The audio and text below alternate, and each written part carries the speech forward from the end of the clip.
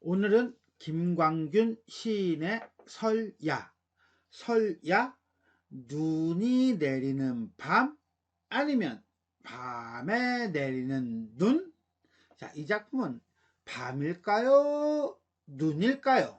자, 이 김광균 시인의 설야에 대해서 살펴보도록 하겠습니다. 이 시는 눈 오는 날 밤의 정경 속에 떠오르는 추억과 그리움을 그린 작품입니다. 시적 화자는 모두가 잠든 깊은 밤에 흰 눈이 내리는 전경을 다양한 이미지를 통해 보여주고 있다는 점에서 본다면 밤이 아니라 그렇죠, 눈이죠. 하얀 눈이 여기서는 메인이구나 라는 것을 알 수 있어요. 이러한 이미지를 통해 회화적이고 애상적인 분위기를 드러냅니다. 그 눈은 그리운 소식이자 서글픈 옛자치이고 옛 기억을 구체적인 모습으로 비유해서 드러낼 수 있는 소재입니다.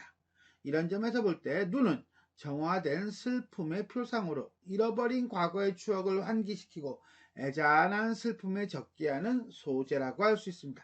하지만 이 시에서 화자는 눈을 통해 슬픔의 감정을 전달하기보다는 눈 오는 밤의 모습과 그 순간의 어떤 감정적인 파장, 감정의 어떤 변화, 이런 것들을 순간적이면서도 다각적으로 묘사하는데 그치고 있다. 한마디로 내용보다는 어떤 의미보다는 이미지, 묘사, 이쪽에 주안점을 두고 있는 작품이다 라고 보시면 되겠습니다. 자, 그러면 어떤 내용인지 한번 살펴보도록 하겠습니다. 어느 먼 곳에 그리운 소식이기에 이 한밤 소리 없이 흩날리느뇨. 저막 끝에 호롱불 여위어가며 서글픈 옛 자취인 양 흰눈이 내려 하얀 입김절로 가슴이 메어 마음 허공에 등불을 켜고 내 홀로 밤 깊어들의 날이면 먼 곳에 여인의 옷 벗는 소리, 희미한 눈발, 이는 어느 이뤄진 추억의 조각이에 싸늘한 추에 이리 가쁘게 설레이느뇨. 한 줄기 빛도 향기도 없이 홀로 차단한 의상을 하고 흰 눈은 나려서 쌓여 내 슬픈 그 위에 고이 서리이다 라고 되어 있네요. 자, 가만히 보니까 아까 좀 전에 읽었을 때 앞부분이죠, 그죠? 자, 여기서는 어때요? 한 행위, 한 연을 다루고 있다라고 보면 돼요. 그러면 이게 전체 하나, 한놈, 두식이, 석삼, 너구리, 오징어, 육개장 6개의 연으로 이루어져 있네요. 그죠? 여기 뒤에 하나 더 있으니까. 자, 그럼 우리가 한행 한행, 한 구절 한 구절 살펴보도록 하겠습니다. 어느 먼 곳에, 자, 여기서 먼 곳이에요. 먼 곳. 자, 요 하이픈을 통해서, 요걸 통해서 운율을 시각화하고 있다 라고 보시면 되겠고요. 일종의 시적 허용이다 라고 볼 수가 있겠습니다. 그리운 소식이기에 무엇이 흩날리는 게 뭐가 흩날리는데, 그렇죠, 언간염은 눈이에요. 눈을 뭐라고 표현하고 있는 거야? 그리운 소식이라고 표현하는 거야. 이 말은 결국 뭡니까? 내리는 눈을 보면서 어떤 그리운 추억에 젖어 있음을 보여주고 있다 라고 보시면 돼요. 어느 먼 곳에 그리운 소식이기에 이 한밤, 이게 시간적 배경이죠? 그 다음에 밤이니까 어때요? 그래서 센티멘탈해지는 시간이잖아. 그리움의 정서가 고조가 된다라고 보면 돼요. 소리 없이 흩날리느뇨, 느뇨, 요거죠, 요거 뭐야? 그렇죠. 옛날 앤틱한 말투, 예스러운 말투고요. 이러한 예스러운 말투를 통해서 애상적 분위기를 고조시키고 있다 라고 보시면 돼요. 1년은 하나의 장면을 드러내고 있는 거죠. 한밤에 내리는 눈. 2연 보겠습니다. 처막 끝에 호롱불 야위어가며 잠깐. 호롱불이 야위어가? 호롱불이 꺼져가며 이런 뜻일 거예요. 그렇죠? 그러면서 분위기, 시적 분위기, 애잔하고 고즈넉한 분위기하고 연결시키면서 호롱불이 야위어간대. 그러니까 의인하고요. 꺼져가는 거니까 시간의 경과다 라고 보시면 돼요. 그렇다면 이거는 시간의 흐름이 있어 없어? 있다는 거죠.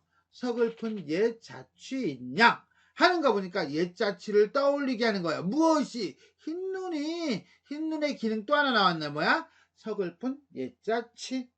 흰눈이 나려. 이연은 결국 뭡니까? 그렇죠. 서글픈 옛자치를 떠올리게 하는 눈. 추억을 떠올리게 하는 눈이라고 보시면 되겠습니다. 3년 보겠습니다. 하얀 입김절로 가슴이 메어. 하얀 글자 수 늘렸죠. 시적 허용이고요. 시각적 침상이면서 가슴이 메인다는 것은 감정이 복받친다는 얘기겠지요. 왜? 눈을 보고 난 다음에 여러 가지 생각들이 막 뜨거든. 그래서 여러 생각들이 막 떠오른다는 거야. 그런데 말입니다. 우리는 좀 전에 1년과 2년에서는 눈이 내리는 장면, 즉 외부에 대한 묘사를 했다면 이제 슬슬 시상이 외부에서 화자의 내면, 내부로 이동하고 있다는 것도 알 수 있어야 돼요. 마음 허공에 등불을 켜고 잠깐 이건요 일종의 은유법이에요. 마음은 무엇이다? 허공이다예요. 내 마음이 허공이야. 그럼 뭐야? 공허하다는 거죠. 텅 빈 느낌이라는 거죠. 자, 이걸 이제 어떻게 해요? 공간적 내지는 시간적으로 표현하고 있다. 허공이니까 이렇게 시각적으로 표현하고 있다 라고 보시면 되겠고요. 등불을 켜고, 그러니까 공허한 마음을 가지고, 왜? 가슴이 메어서 텅 빈 마음을 가지고 나 홀로 밤이 깊어서 내려온 거예요. 나 홀로 누구랑 같이 있는 게 아니야. 쓸쓸해. 외로워 이거죠, 그죠? 밤이 깊어가니까 역시 시간의 경과죠. 거기다가 뜰로 내려왔으니까 뭡니까? 그렇죠. 공간의 이동까지 같이 오고 있네요. 이제 장면이 이게 바뀌는 거죠. 자, 3년은 눈을 보면서 애상, 슬픈 감정에 빠진 화자의 모습이라고 보시면 되겠습니다. 사연 보도록 하겠습니다. 어느 먼 곳에 여인의 옷 벗는 소리. 자, 여기서 우리가 이 하이픈은 운율을 시각화하고 있다는 거 굳이 얘기하지 않겠습니다. 그 다음에 이건 아까 얘기했잖아. 그 다음에 이건 시적 허용에 해당한다는 거 뭐 굳이 얘기할 필요 있겠어요? 아까 얘기했는데. 근데 문제는 얘기하지 않는다고 해놓고 다 했네. 암튼 간에 먼 곳에 여인의 옷 벗는 소리. 여인의 옷 벗는 소리 뭐가? 그렇지, 눈이 내리는 모습이 마치 뭐 같아?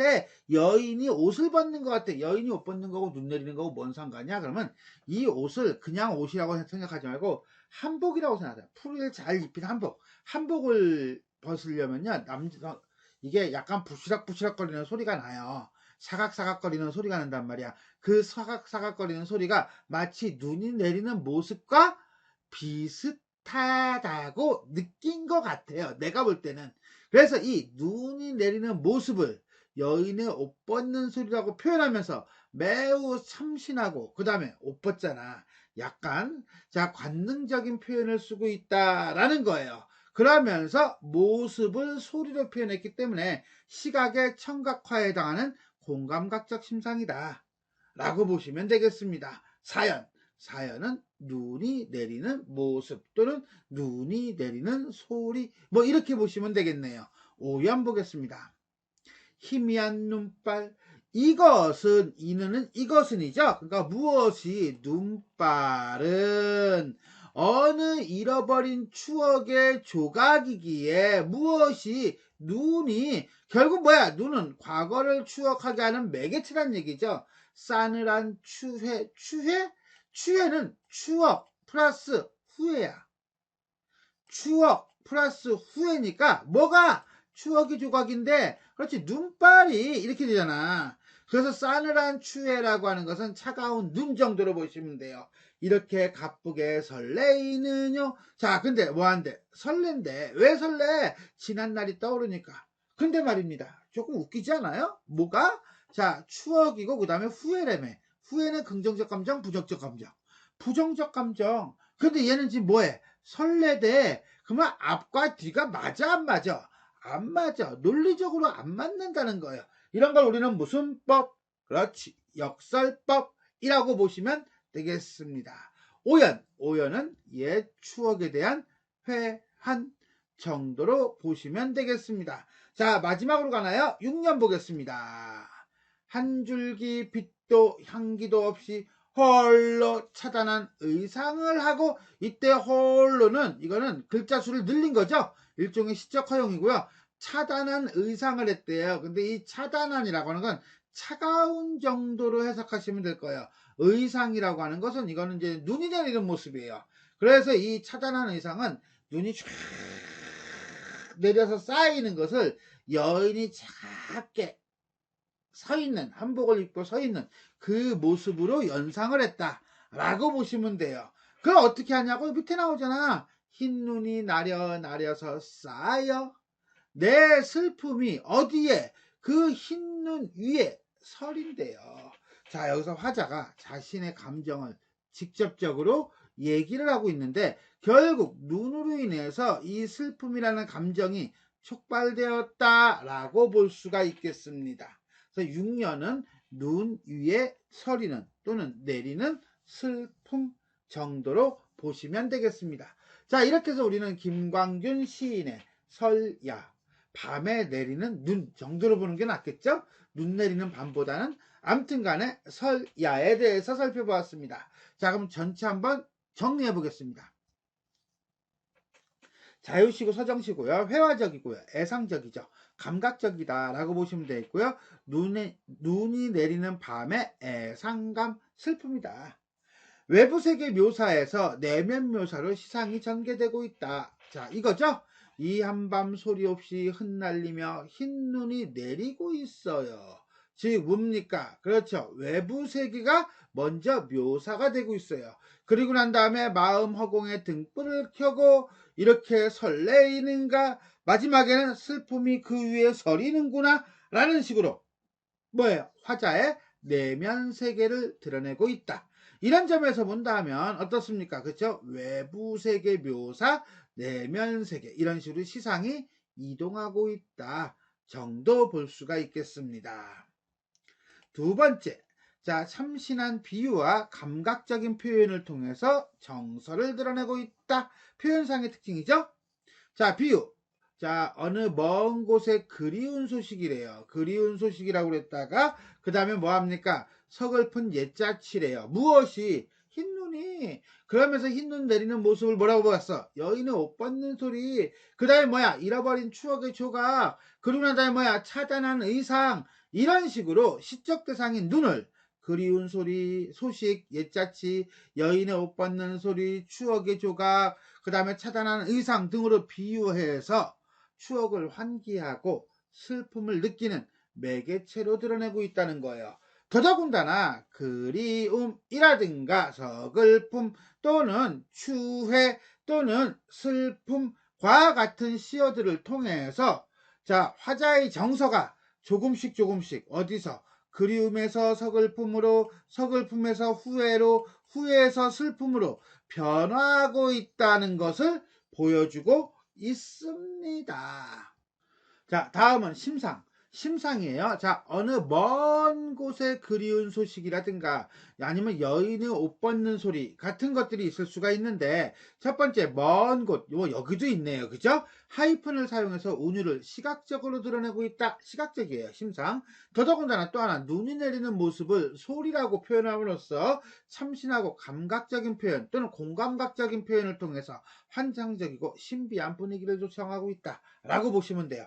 자, 운율을 시각적으로 표현한다라는 점에서 본다면 이것도 일종의 시적 허용에 해당합니다. 왜? 먼 곳이라고 써야 되는데 그걸 하이픈을 통해서 틀었잖아요. 자, 이것도 일종의 시적 허용에 해당하고, 또 하나 하이안이라든가 홀로 같은 경우가 또 이 시에서는 대표적인 시적 허용이죠. 이렇게 글자 수를 늘리는 표현을 통해서 어때요? 운율감을 드러내고 있다라고 보시면 되겠습니다. 다음에 역설법. 역설법은 어디에 있습니까? 그렇죠. 싸늘한 추에 설레이는요죠. 추회라는 것은 추억 플러스 후회라고 했어요. 아까 내가. 그래서 지나간 일을 생각하며 그리워하거나 지나간 자신의 잘못을 뉘우친다는 의미입니다. 이 추회라는 단어가.